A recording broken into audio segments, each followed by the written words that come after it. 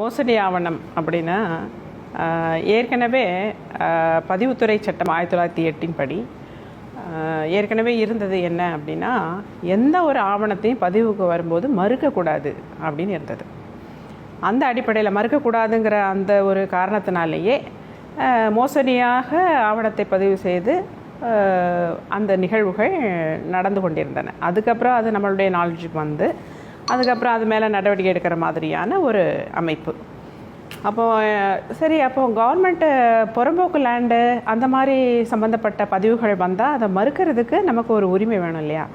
அதனால் இடைப்பட்ட காலத்தில் 22A அப்படின்னு ஒரு அமெண்ட்மெண்ட்டு சேர்க்கப்படுது.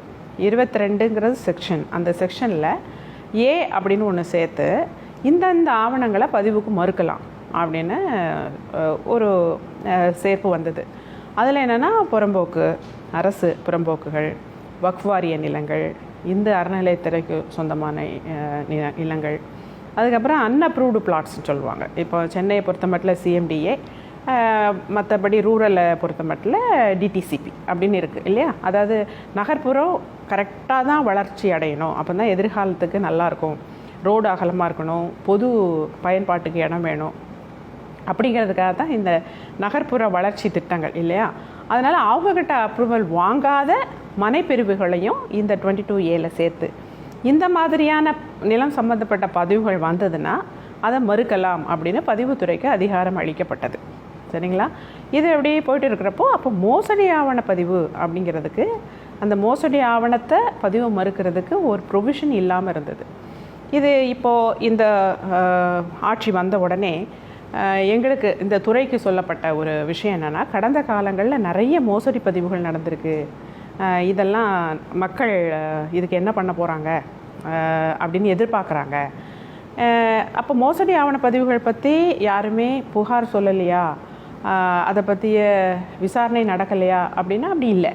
என்னென்னா 2014 முன்னால் வரைக்கும் இந்த மாதிரி இந்த மோசடி பதிவுகள் பற்றிய புகார்கள் மாவட்ட பதிவாளர்களால் விசாரிக்கப்பட்டு தான் வருகின்றன. ஏற்கனவே இதுவரைக்கும் மாவட்ட பதிவாளர்கள் நிர்வாகம்னு இருக்காங்க, ஒவ்வொரு பதிவு மாவட்டத்திலையும் இருக்காங்க. அவங்க இந்த மாதிரி மோசடி ஆவண பதிவு நிகழ்ந்ததுன்னா அதை பற்றிய புகார்களை வாங்கி அவங்க விசாரிக்கிறாங்க. 2014க்கு முன்னால் வரைக்கும் அவங்க அதை விசாரித்து அந்த ஆவணத்தை ரத்து பண்ணுறதுக்கும் உத்தரவு போட்டுட்டு இருந்தாங்க. ஆனால் உண்மையிலே பார்த்தா பதிவு சட்டத்தில் ரத்து பண்ணுறதுக்கான ஒரு ஷரத்து இல்லாமலே இருந்தது. அவங்க ஒரு ஆமாம் நல்லா தெரியுது, இது விசாரணையில் இது மோசடி ஆவண பதிவுன்னு தெரியுது, அதனால் நான் ரத்து பண்ணுறேன் அப்படின்னு. ஆனால் அதுக்கு ஒரு லீகல் பேக்ரவுண்ட் இல்லை. ஒருத்தர் கோர்ட்டுக்கு போகிறாரு, சுப்ரீம் கோர்ட்டு வரைக்கும் போய் அது பதிவுத்துறைக்கு ரத்து பண்ணுற அதிகாரம் கிடையாது அப்படின்னு ஒரு உத்தரவு வாங்கிடுறாரு. எப்போது? 2014. அதனால் அதுக்கப்புறம் இந்த மாதிரியான மோசடி ஆவண பதிவு குறித்த புகார்கள் மீது எங்கள் மாவட்ட பதிவாளர்கள் விசாரணை பண்ணாங்க. விசாரணை பண்ணி என்ன முடிவு பண்ணாங்க, சரி மோசடி ஆவண பதிவுன்னு தெரியுது, ஆனால் இதை ரத்து பண்ணுறதுக்கு அதிகாரம் சுப்ரீம் கோர்ட்டால் மறுக்கப்பட்டிருக்கிறதுனால ஒரு அந்த இண்டெக்ஸ்னு சொல்லுவாங்க, அது என்கம்ஃபரன்ஸ் காட்டும், அதில் நீங்கள் பதிஞ்சுக்கிட்டு அதில் பதிகிறாங்க மோசடி ஆவண பதிவுன்னு பதிஞ்சிட்டு அந்த பார்ட்டிக்கு அதை ரத்து பண்ணுற அதிகாரம் பதிவுத்துறைக்கு இல்லாமல் இருந்ததுனால அந்த பார்ட்டிக்கு நீங்கள் நீதிமன்றத்தை அணுகுங்கள் அப்படின்னு சொல்லிடுறாங்க. இப்போ இவங்க இங்கே டிக்ளேர் பண்ணிக்கிறாங்க, ஆமாம் இது மோசடி ஆவண பதிவு, இது மோசடியான ஆவணம் அப்படின்னு பதிவு பண்ணிக்கிட்டு, ஆனால் அவங்க எதை அணுக வேண்டியிருந்தது? நீதிமன்றத்தை அணுக வேண்டியிருந்தது. இந்த நடைமுறை இது முன்னால் இருந்த நடைமுறை, 2021க்கு முன்னால் இருந்த நடைமுறை.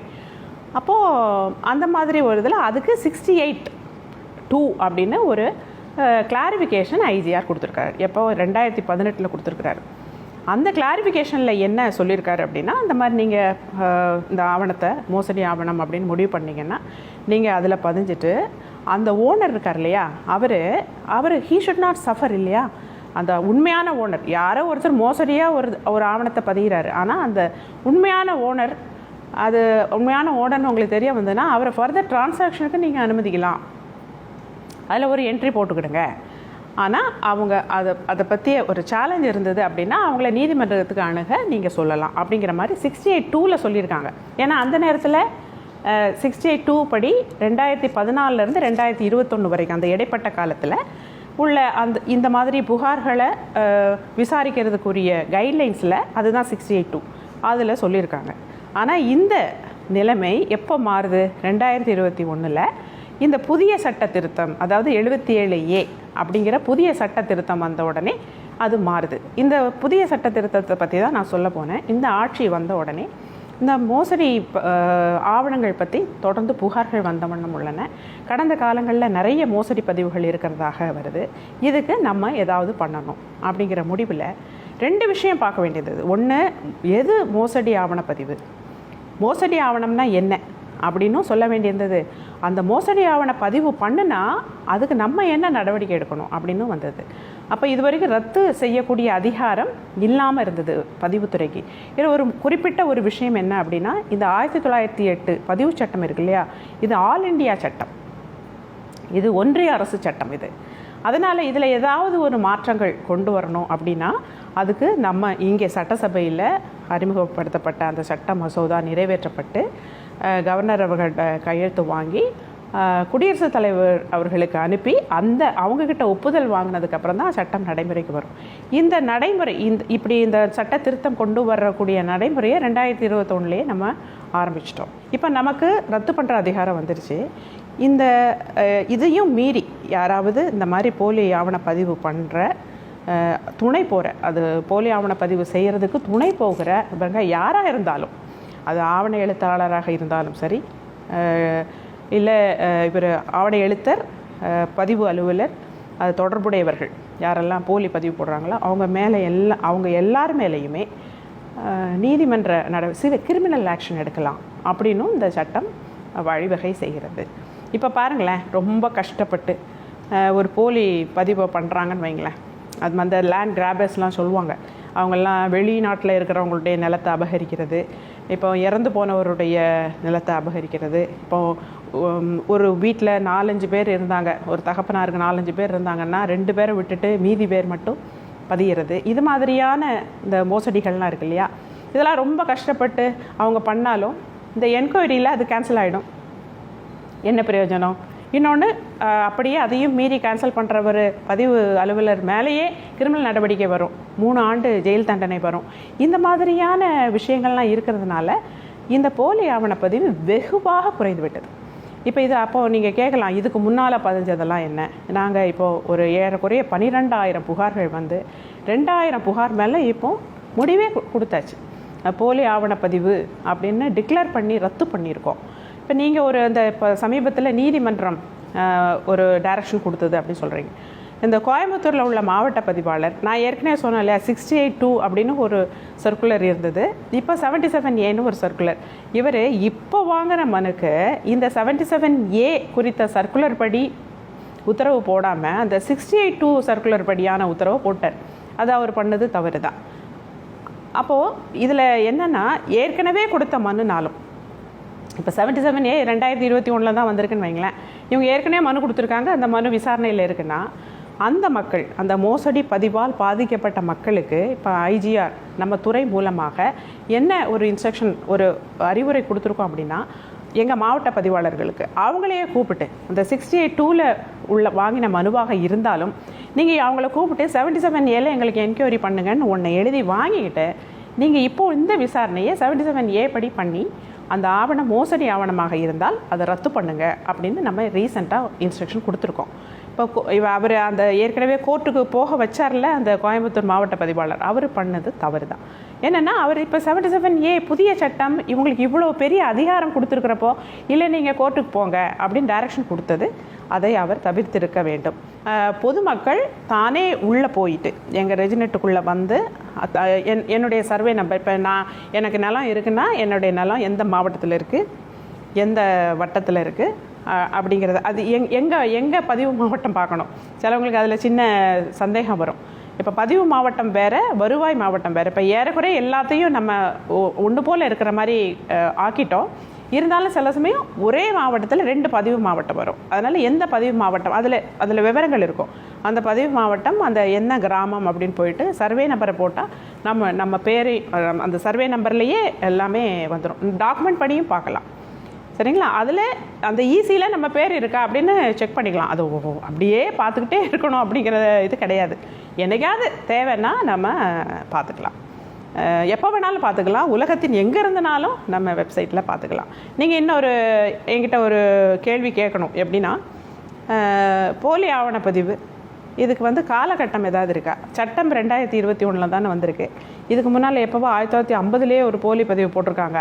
அவர் வெளிநாட்டுக்கு போயிட்டார், இப்போ வர்றாரு, இப்போ பார்க்கும்போது இப்போ தான் தெரியுதுன்னா, எப்போ நடந்தாலும் ஒரு க்ரைம்ங்கிறது நம்ம நாலேஜுக்கு எப்போ வருதோ அப்போ ஆக்ஷன் உண்டு இல்லையா? ஒரு க்ரைம், இதை நம்ம ஒரு க்ரைமை டிக்ளேர் பண்ணிட்டோம். போலி ஆவணப்பதிவுங்கிறது ஒரு கிரிமினல் ஆக்ஷன், சரிங்களா? அது க்ரைமாக டிக்ளேர் பண்ணதுனால அந்த க்ரைம் நமக்கு எப்போ தெரிய வருதோ, அது எந்த வருடம் நடந்திருந்தாலும் அதுக்குரிய ஆவணங்கள் கொடுத்தா அவர் இப்போது 77A படி புதிய சட்ட முறைப்படி அவங்க அதுக்கு விசாரித்து அதுக்குரிய தீர்வு கொடுக்கணும் அப்படிங்கிறது தான் நடைமுறைப்படுத்தப்பட்டுள்ளது. நிறைய சீர்திருத்தங்கள் கொண்டு வந்திருக்கோம் நம்ம துறையில். நிறைய சீர்திருத்தங்கள் என்னென்னா, முதல்ல இந்த மேடையில் உட்காந்துருந்தாங்க நம்ம சார்பதிவாளர்கள், ரொம்ப டிஸ்டன்ஸ் இருந்தது, மக்களுக்கும் அவங்களுக்கும் டிஸ்டன்ஸ் இருந்தது. இவங்க ஒரு எலிவேட்டட் இதில் இருந்தாங்க. அதெல்லாம் இல்லை, மக்களோட மக்களாக தான் பணிபுரியணும் அப்படின்னு எங்கள் மாண்புமிகு அமைச்சர் அவர்கள் உத்தரவு போட்டு அந்த மேடை எல்லாத்தையும் எடுத்து விட்டோம். இப்போ நீங்கள் எந்த சார்பதிவாளர் அலுவலகத்தை போனாலும் அந்த மேடையை பார்க்க முடியாது. அப்புறம் முதியவர்கள் இருக்காங்க இல்லையா, மூத்த குடிமக்கள், அவங்கெல்லாம் வரும்பொழுது அவங்கள காக்க வைக்கக்கூடாது. அவங்க டோக்கன் எப்போ போட்டிருந்தாலும், அதாவது முந்தின நாளே டோக்கன் புக் பண்ணி தான் மறுநாள் வரிசை கிரமமாகத்தான் நம்ம பதிகிறோம்.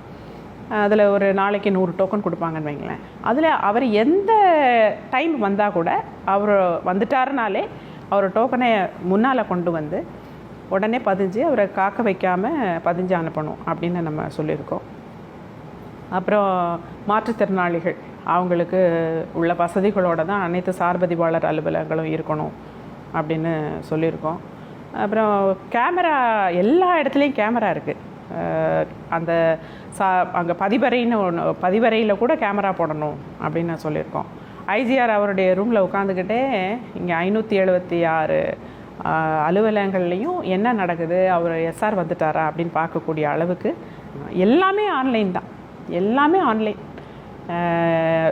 என்ன அப்ளிகேஷன் கொடுத்தனாலும் எல்லாமே ஆன்லைன் தான். ஆன்லைனில் தான் வேலை நடக்குது. மணி டிரான்சாக்ஷன் கூட ஆன்லைன் தான். கவர்மெண்ட் லேண்ட் அப்படின்னு சொல்லலாம், 22Aன்னு சொன்னேன் இல்லையா, அதெல்லாம் பதிஞ்சதுக்கப்புறம் அப்புறம் அது கவர்மெண்ட் லேண்ட் அப்படின்னு ஒரு காலத்தில் அந்த மாதிரி தான் நம்ம பண்ணிகிட்டு இருந்தோம். இப்போது என்னென்னா, அதுக்கு 0 வேல்யூன்னு போட்டோம். அரசு புறம்போக்கு, அப்புறம் ஹெச்ஆர்என்சி லேண்டு, வக்ஃப் போர்டு, இந்த மாதிரி இதில் 0 வேல்யூன்னு போட்டோம். 0 வேல்யூன்னு போட்டுட்டா இப்போ நில மதிப்புக்கு ஏற்றாப்பில் தானே ஸ்டாம்ப் டியூட்டி வருது. ஆனால் இது 0ன்னும் போது அதில் நம்ம ஜென்ரேட் பண்ணவே முடியாது. அதனால் புறம்போக்கு எல்லாத்துமே வருவாய்த்துறையிலேருந்து அந்த தரவுகள் பெற்று 0 போட்டுட்டோம். ஹெச்ஆர்என்சி நிலங்கள் எங்கெங்கே இருக்குன்னு ஹெச்ஆர்என்சி என்னென்னலாம் எங்களுக்கு சொல்லியிருக்காங்களோ அந்த இடம் எல்லாத்துலேயும் 0 போட்டுட்டோம். வக்ஃப் போர்டு நிலங்களும் அப்படித்தான். அது மாதிரி போட்டுட்டதுனால இது மாதிரியான பொதுவான இடங்களை பதிவு பண்ணுறத நம்ம தொடக்கத்திலேயே நம்ம தடுத்திருக்கோம். ஒரு ஆவணம் எழுதணும் அப்படின்னா கட்டாயம் ஒரு ஆவண எழுத்தட்டை தான் போகணும் அப்படின்னு நினைக்கிறாங்க. ஆவண எழுத்தட்டையும் போகலாம், அவங்களுடைய வாழ்வாதாரத்தை மாற்றுறதுக்காக நான் இதை பேசலை. ஆனால் என்னுடைய ஆவணத்தை நானே உருவாக்கலாம் அப்படிங்கிறதுக்கு எங்கள் ரெஜினெட்லேயே வாய்ப்புகள் இருக்குது. அது நிறைய பேர் அதை பயன்படுத்திக்கிறது இல்லை. அதுலேயே மாடல்ஸ் இருக்குது. இப்போ எந்த மாதிரி ஆவணம் பதியணும் அப்படிங்கிறதுக்கு அதில் நம்ம விவரங்களை உள்ளீடு பண்ணால் அதுவே ஆவணத்தை தயார் பண்ணி தந்துடும். அந்த மாதிரி வசதியை இந்த கால யங்ஸ்டர்ஸ் நிறைய பயன்படுத்திக்கணும்னு நான் கேட்டுக்கிறேன்.